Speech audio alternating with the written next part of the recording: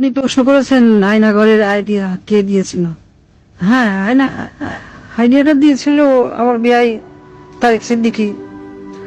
সেই সবকিছু করেছে। গুলি করে মারার দরকার কি? ক্রসফায়ার দিলে বেশি লোক জানাজানি হচ্ছে, সমালোচনা বেশি হচ্ছে। সেদিন থেকে শুরু হলো এই নতুন পরীক্ষামূলক পরিকল্পনা। একটা ছোট্ট ঘর, 3.5 ফিট বাই 3.5 ফিট। ওইখানে নিজের কোথাও ভালোভাবে শোনা যায় না।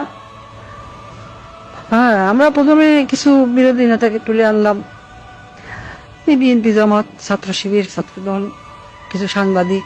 ওদের দেখা হলো সেই আয়না ঘরে।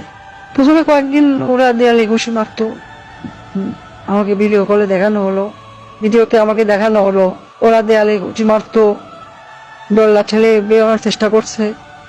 তারপর কিছুদিন দেখি শুধু উপরের দিকে তাকিয়ে থাকে। তারপর এক সময় ক্লান্ত হয়ে শুধু উপরের দিকে তাকিয়ে থাকতো। প্রথম কিছুদিন কেউ বুঝতে পারতো না কতটা সময় গেছে, কয়দিন তাদের আটকটা হয়েছে।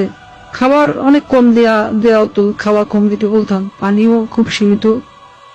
কেউ কেউ নিজের আয়নায় নিজের প্রতিবিম্বকে দেখে সহ্য মনে করত, নিজেকেই আক্রমণ করা শুরু করলো। নিজের দেয়ালে নিজের হাত দিয়ে ঘুষি মারলো, হাত রক্তাক্ত করলো।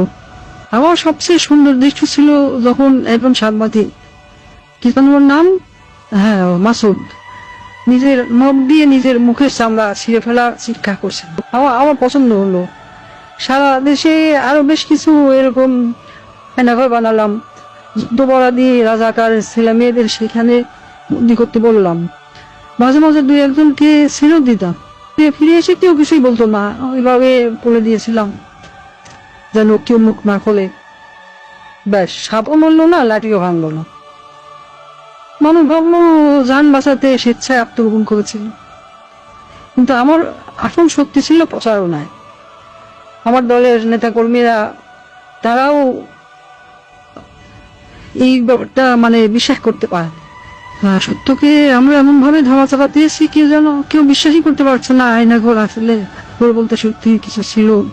আমি হাসলাম, কারণ কেন জানেন, একবার যদি সত্য মিথ্যাকে আর মিথ্যাকে সত্য বলে চালিয়ে দেওয়া যায়, তাহলে আর কিছু করার দরকার নেই। মানুষের মনে সন্দেহ ঢুকিয়ে দেওয়াই যথেষ্ট। আমার বাবা বলতেন, একবার যদি কেউ নিজের চোখে দেখা জিনিসকে সন্দেহ করতে শিখে, তবে সে নিজের জীবনের উপর বিশ্বাস রাখে না। তখনই তুমি তাকে সম্পূর্ণ দখল করে দিতে পারবে। আমি তাই করেছি।